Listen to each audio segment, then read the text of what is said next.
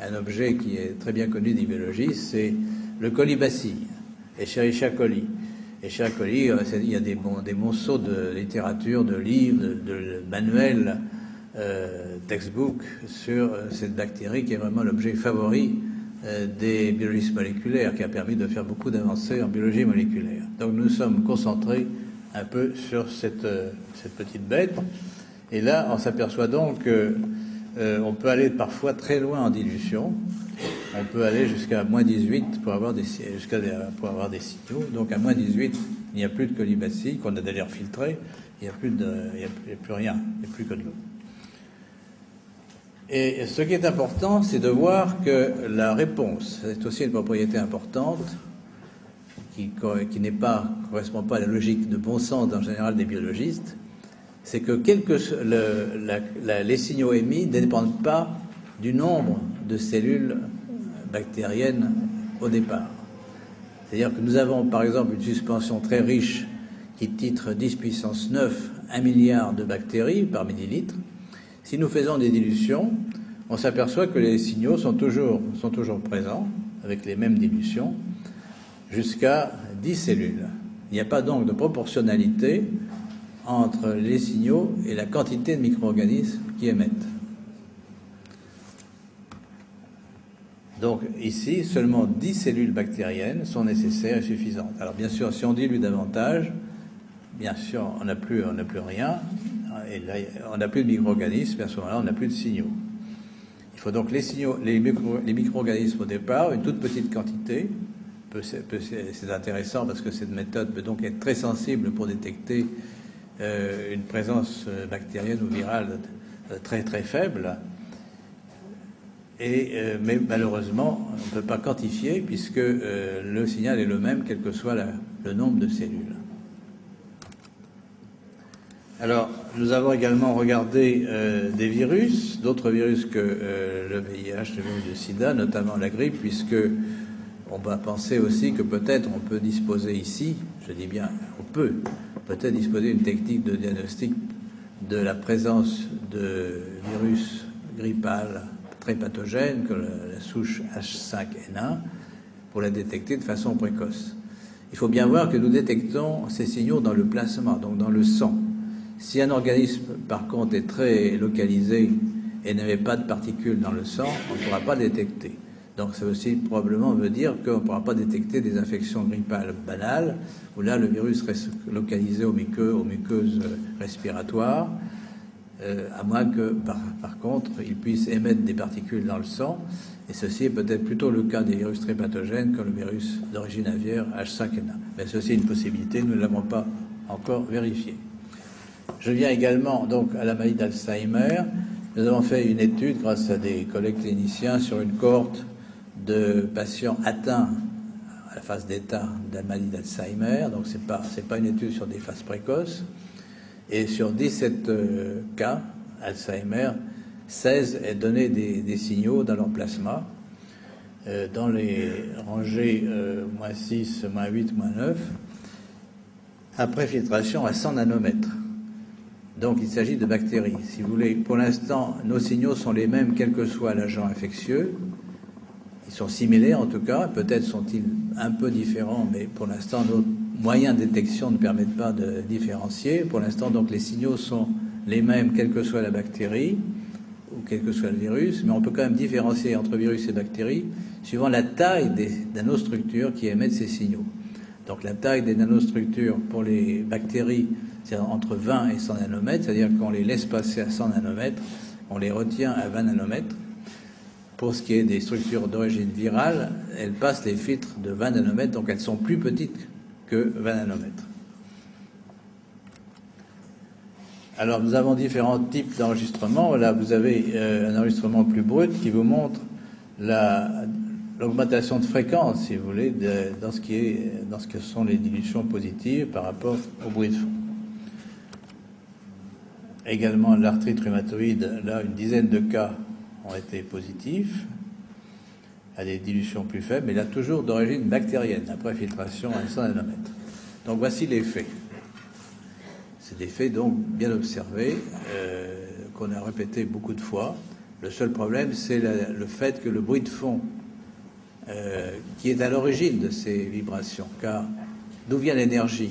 L'énergie ne vient pas des structures, elle vient, c'est une énergie de résonance. C'est-à-dire que pour qu'on observe les signaux, il faut qu'il y ait un bruit de fond. Si on supprime le bruit de fond, on n'a pas les signaux. Seulement le bruit de fond lui-même contient à la fois des fréquences activatrices, mais aussi probablement des fréquences neutralisantes. Donc il y a tout un travail de recherche et développement pour qu'on puisse calibrer et obtenir uniquement les fréquences d'émission qui permettent la résonance.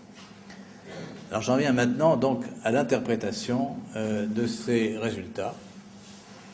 Et donc là, ceci résume un peu d'abord les faits. Donc l'hypothèse, c'est qu'il existe dans l'eau des nanostructures qui se forment relativement stables ou qui s'auto-entretiennent par leur propre émission de signaux. Et ces nanostructures donc sont plus petites que les organismes qui les émettent, comme je vous l'ai montré ici, par la filtration. Alors, ça, c'est un schéma très grossier qui peut vous expliquer donc ce que fait le filtre, la filtration. Donc, les nanostructures émettrices sont en vert, la bactérie est en ton noir, et les petites sphères sont des virus. Et donc, quand on filtre à 100 nanomètres, on laisse passer les structures provenant des virus, qui sont en rouge ici, et on laisse passer également les structures qui sont en vert émises par la bactérie.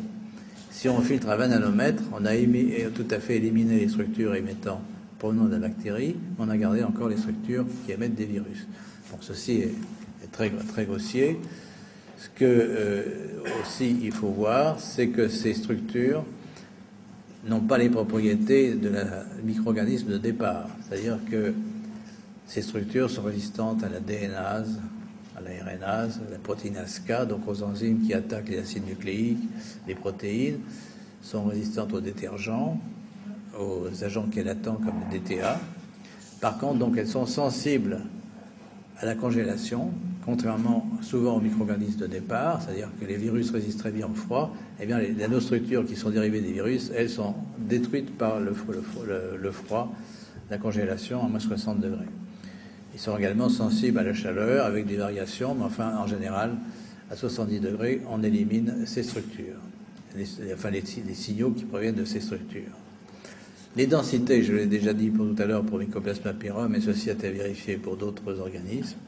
Ces densités sont assez larges, et donc si on pense de l'eau, on pourrait penser à de la matière condensée, parce que l'eau, bien sûr, c'est un. Alors, que nous disent les physiciens? Bien que l'eau, bien sûr, s'organise en polymères, en oligomères, en polymères, par des liaisons hydrogènes, mais qu'il y a également, en dehors des liaisons hydrogènes relativement stables, des liaisons de force de Van der Waals qui peuvent se constituer et disparaître relativement facilement.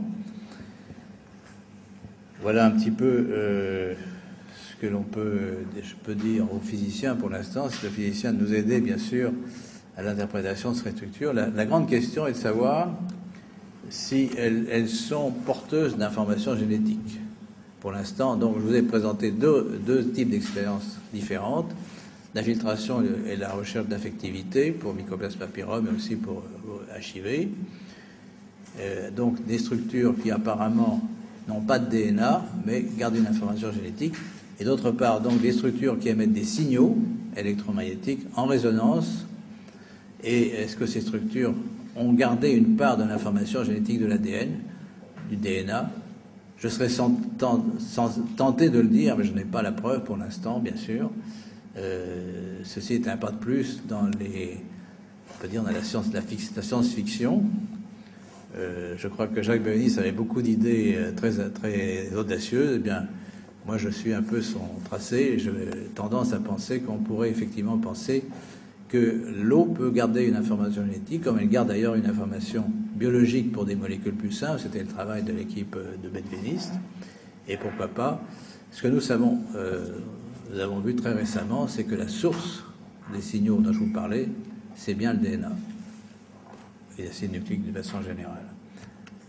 Alors, pour l'instant, quand nous faisons, si vous faites ce travail, si vous voulez, avec deux idées en tête, bien sûr, d'une part, voir les applications, même si nous ne comprenons pas tout, on peut penser qu'il y a peut-être des applications médicales à ce système de détection, donc nous essayons de mettre au point une machine qui permet de détecter de façon relativement simple pour le clinicien, qui permet de dire oui ou non, il y a une infection bactérienne derrière la maladie que vous étudiez, une infection virale. Peut-être dans un deuxième temps, cette machine pourra raffiner l'analyse des signaux émis et voir des différences entre les espèces bactériennes et les espèces virales. Évidemment, là, on révolutionne le diagnostic. Ça peut être aussi intéressant donc pour détecter des maladies qui ne sont pas connues pour être infectieuses, comme je l'ai dit tout à l'heure, et là donc mettre au point des méthodes de diagnostic précoce et aussi de traitement pour ces maladies.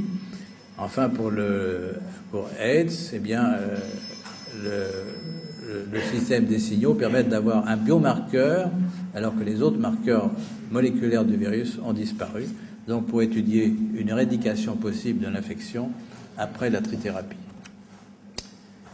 Et je voudrais terminer sur ce point, c'est pour vous dire qu'effectivement, d'autre part, il y a un travail théorique à faire, et je voudrais proposer ici la création d'un institut d'études avancées qui réunisse à la fois des biologistes et des physiciens, des théoriciens, des électroniciens de différents pays, qui permettent de faire des sortes de brainstorming, essayer de relier donc les observations de la biologie et les théories de la physique de l'eau. Et je voudrais terminer par cette citation de Carl Sagan: « Absence of evidence is not evidence of absence ». Merci beaucoup.